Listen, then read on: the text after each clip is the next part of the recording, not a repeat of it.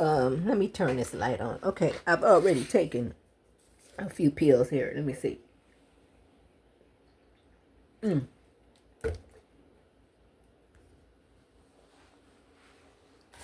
was taking some water.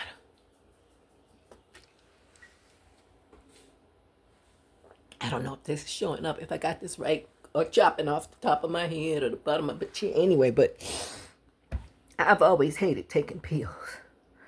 But supplements, I'm okay taking.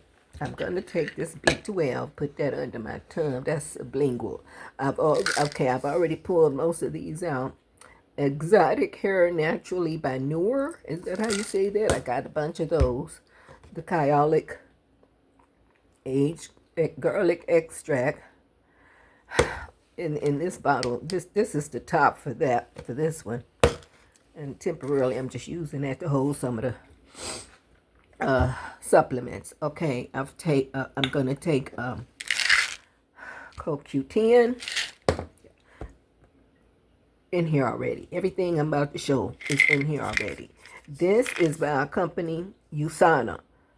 Proglucamine, I don't know how you say it, with excelligence, beta-glucan, complete healthy immune system support. I ain't going to try to go into what's all in there right now. I'm not going to do that.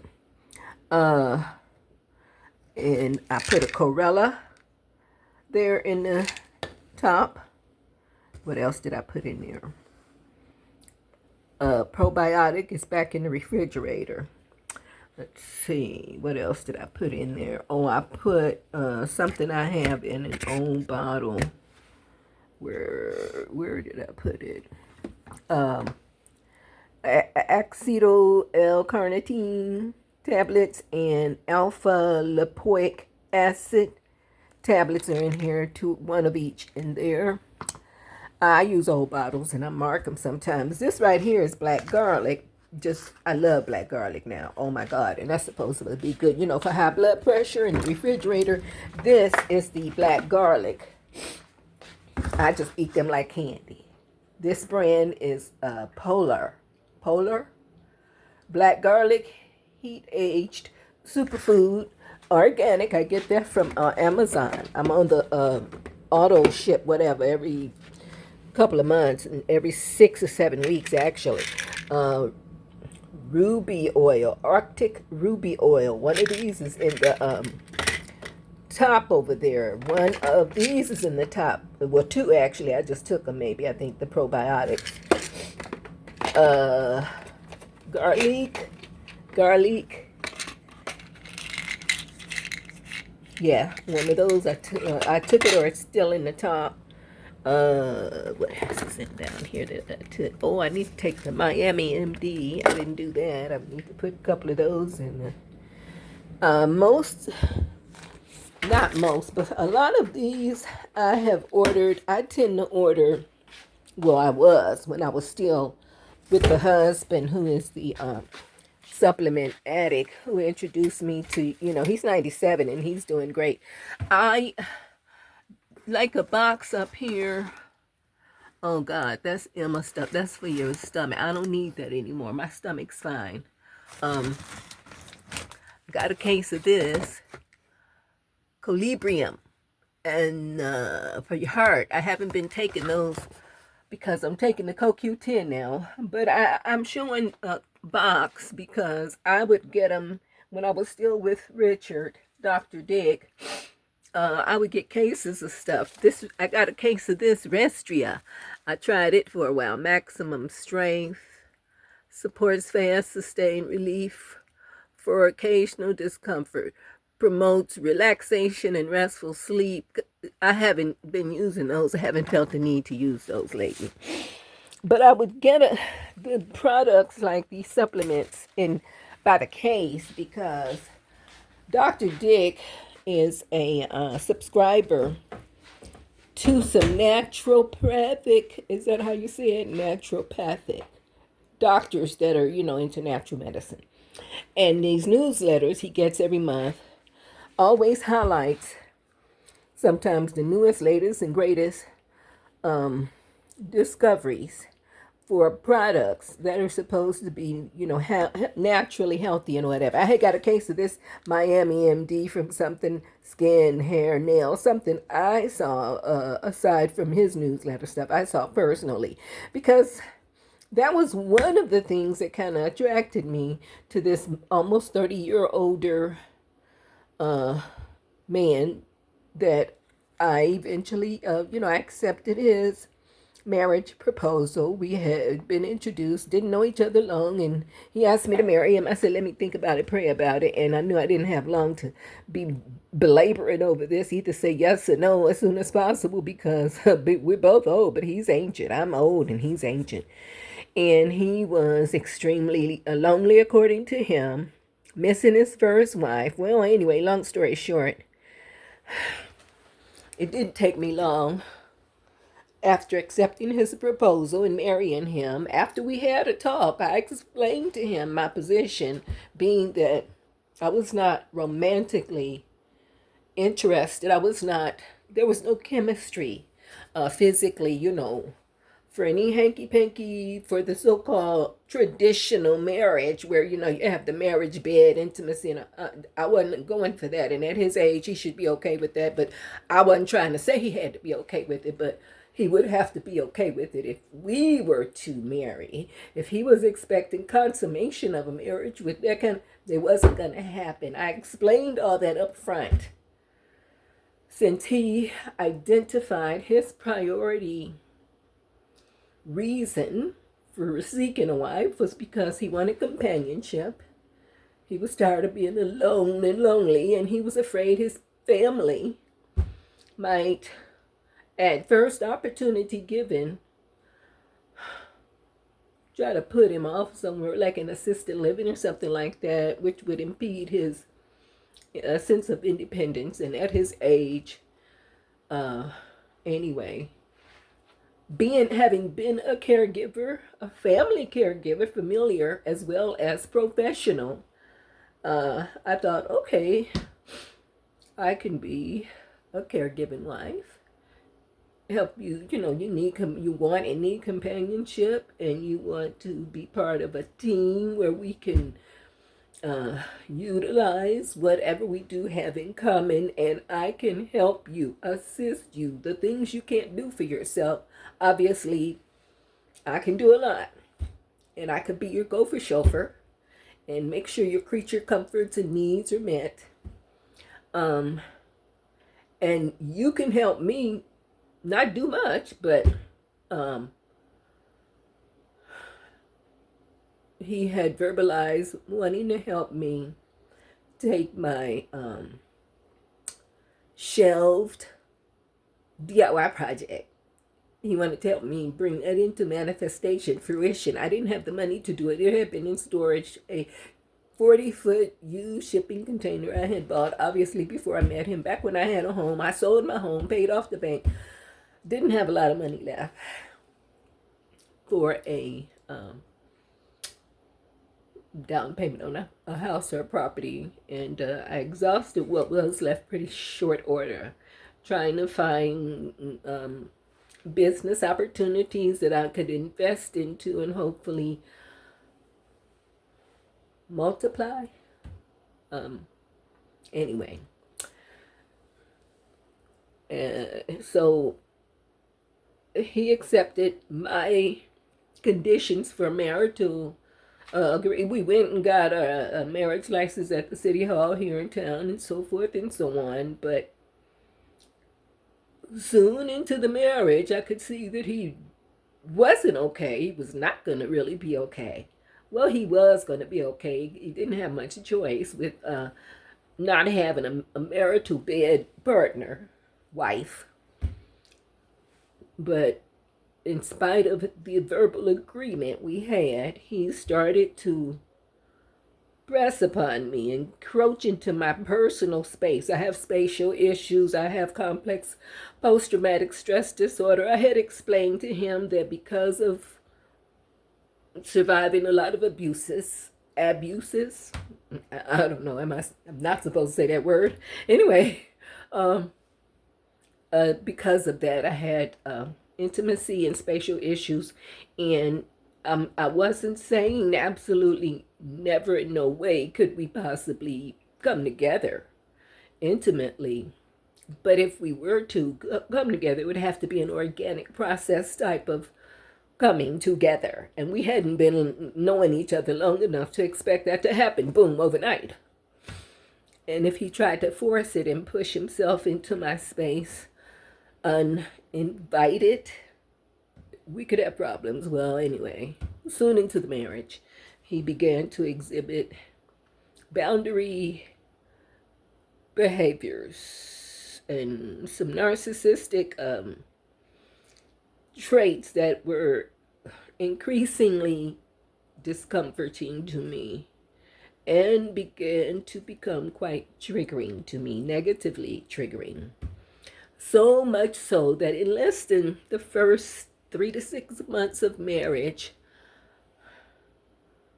I went back into counseling, into therapy. I had been single 17 years. I had felt no need for years to go to regular, therapy sessions. I had told my therapist, okay, when I got to a certain point, I'm good now. I want to step out of the way, open a slot so that someone who really needs you now can come into this space, this slot. I don't need it anymore. Thank you. I love you. You've been great. And anyway, I called her phone number, looked into my contacts.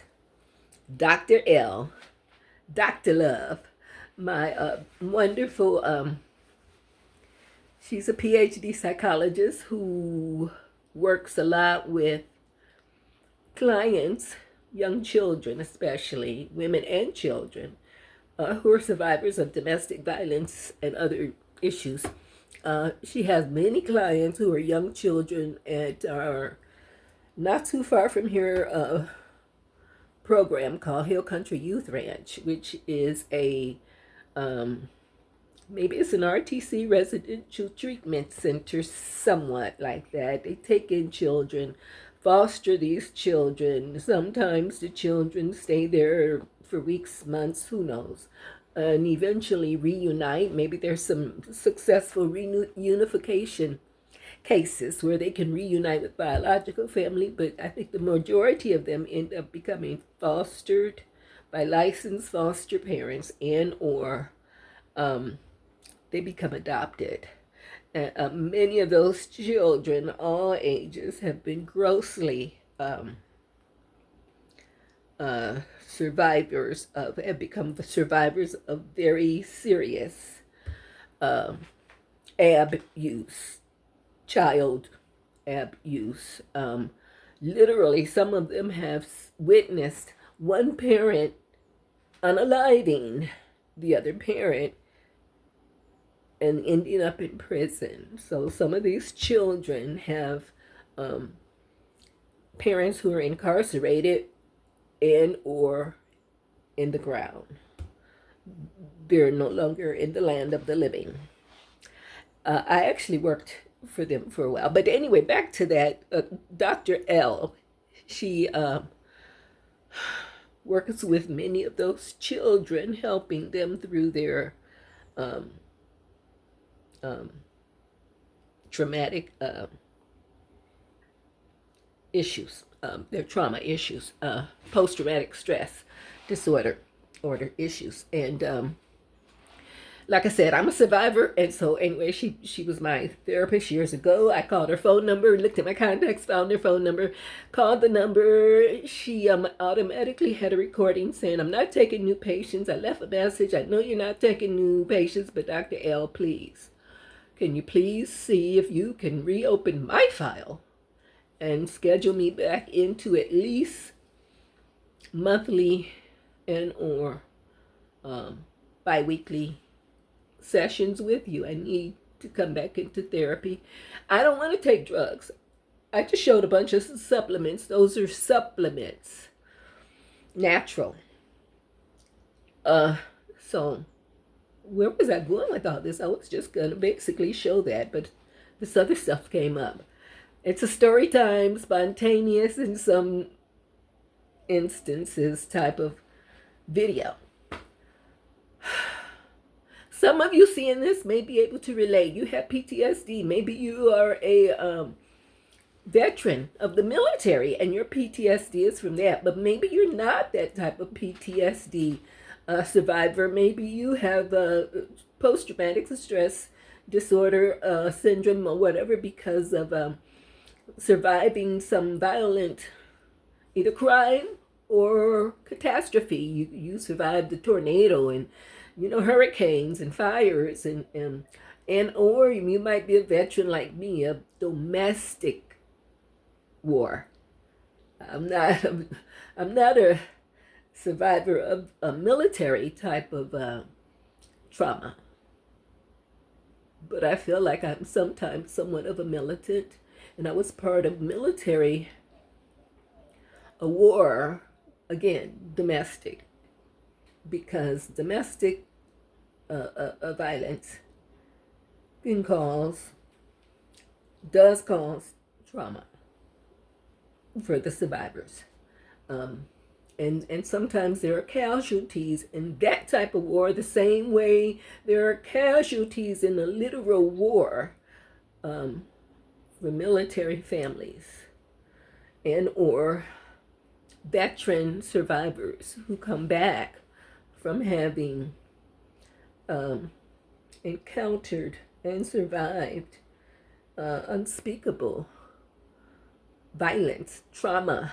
They sometimes come back missing limbs, so they come back both physically and emotionally and spiritually and mentally and psychologically injured. My brain, I don't feel is necessarily damaged per se, but, well, it's definitely been injured. And both physically and those other ways I mentioned, emotionally and all that.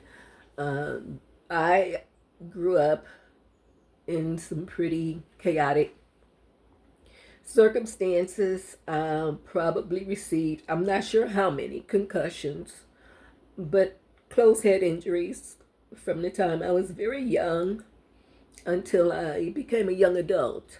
I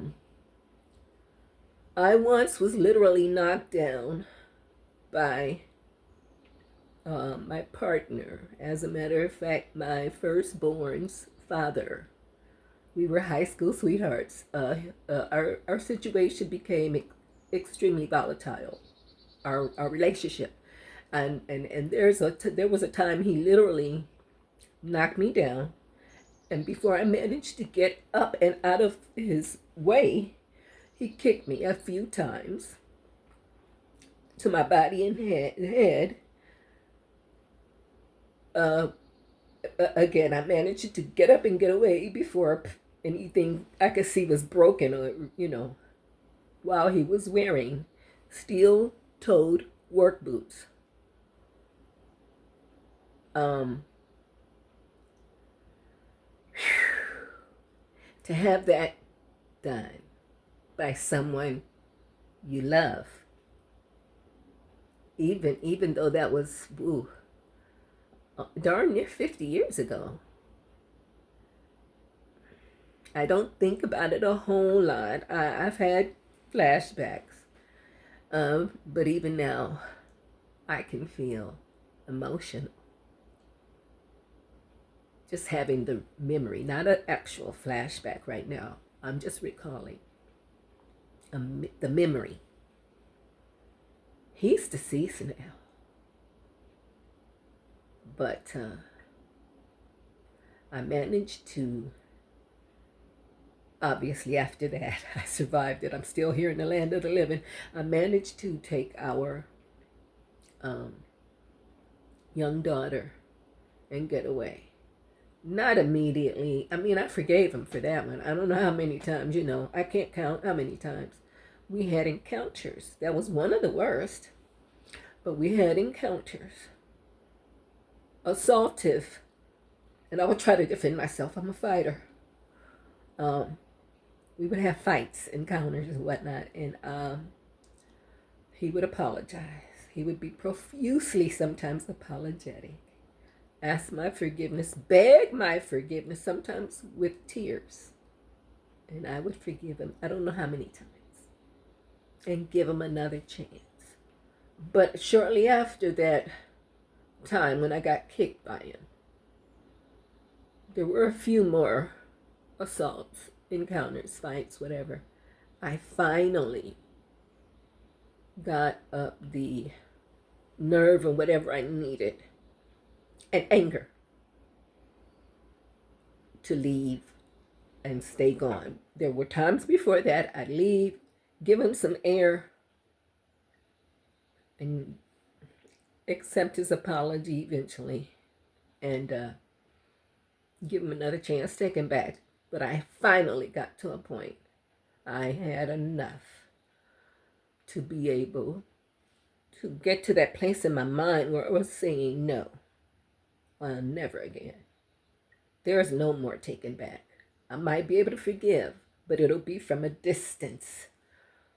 I've got to be done with this, because one of us is going to, maybe both of us, become unalived from these encounters.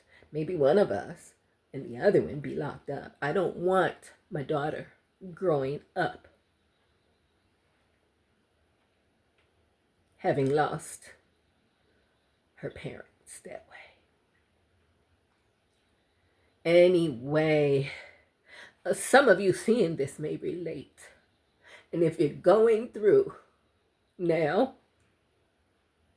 anything like that, please get out as soon as you can. Get to a safe place. Get out. Like that movie. Get out. Whether you have children or not. For me, my child saved my life. There was a time I couldn't do some things just for me. Some things being in my best interest, like escape. I for a while couldn't stand myself, couldn't stand what I saw in the mirror. So I didn't care enough about myself to have the determination, will, or whatever was necessary, and anger to stay out of the situations like that. It took me getting to a point where I realized my daughter, my young child, was at risk. He was beginning to direct some of the outbursts towards her. At first it was just towards me. But I eventually saw, oh my God, I gotta get her out of this. She didn't ask to come here. She deserves better. And I've got to do what I need to do to be the best parent I can be to her.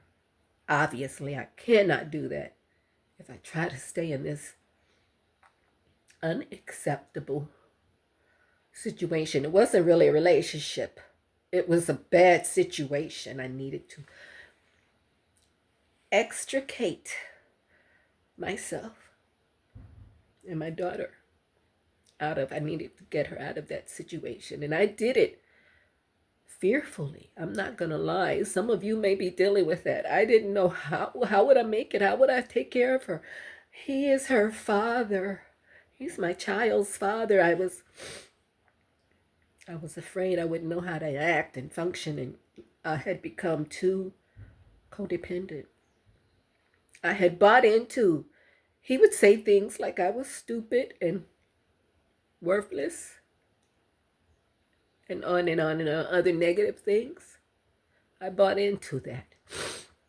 There was a time I thought I needed him. Oh, goodness gracious. Again, I'm sorry I'm getting, got emotional. But again, if any of you seeing this are there, please get out. Call the hotline number. I can't just say call me. I know I can't help. I can't save everybody. I tried at one time. I know that's not an option. No longer can I. but maybe I can help this way. You can hear my voice and you can feel my energy. I hope and pray. You deserve life, love, happiness, abundance, blessings. I don't care what anyone has told you. I don't care what you have done, what you have accepted, what you have tolerated. You can change. You can heal. I'm still healing. Healing can be ongoing. And as a matter of fact, it can be, I think, eternal or until we leave this existence. You know, post-acute withdrawal syndrome can be cyclical. I think that's how you say it. It's not just like a direct line. You just start here, take these pills, or take these injections, or boom, and you're cured and healed. And don't necessarily work like that. Sometimes it's round and up and down, and we have flashbacks and we have setbacks. We have triggers. But at least we can be out of that toxic situation. We need liberty. We need freedom. Get out. If there's anything I can do to help pull you out, trust me, I'll do it. Right now, the only thing I can do is this, and pray, and pray, and pray. Wherever you are, whoever you are, male or female, get out if you're in that kind of situation. If you see the signs, it hasn't even got to that extent yet, that degree of intensity or severity. If you see the signs, though, your instinct is telling you, your intuition is telling you, if I don't get out of this, it's going to get worse. It usually gets worse before it gets better. If a person puts their hands on you in a violent way once, trust me,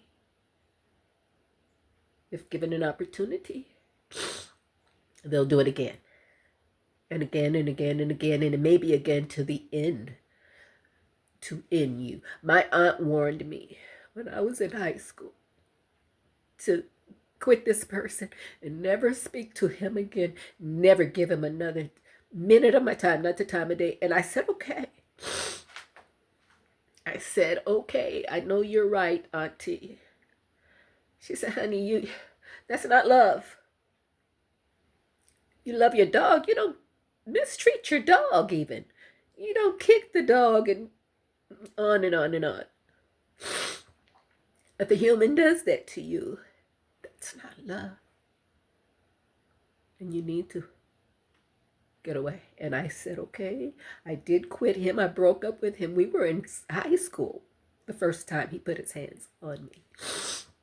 My aunt heard about it. I was in foster home. And she called me and said, get rid of him. Maria, don't ever speak to him again. I did get rid of him. I did break up with him. And for some weeks, months, I don't know how long,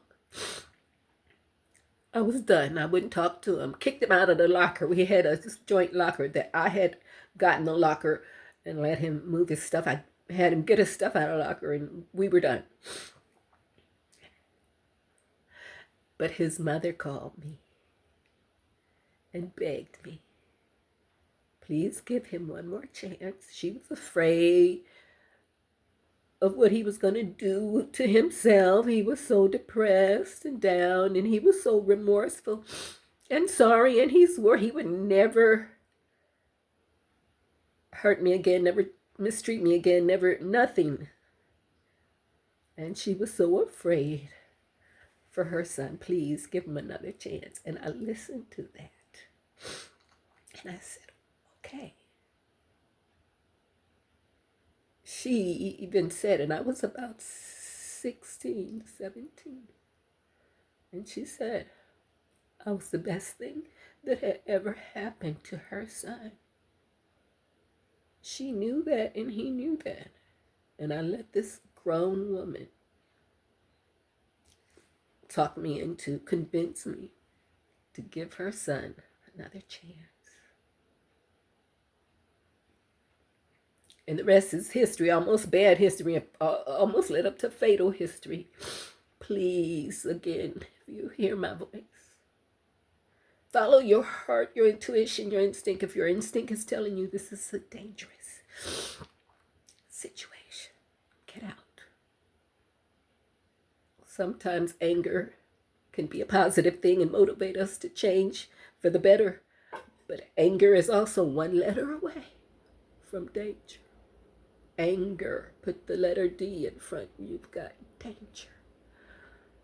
If your instinct and heart is telling you that's what this anger is leading to, danger, get out. I love each and every one of you.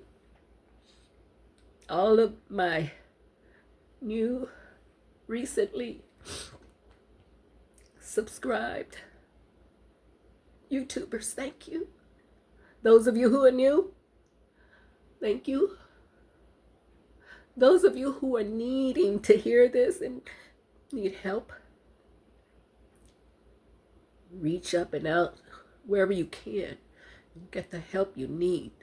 Get out.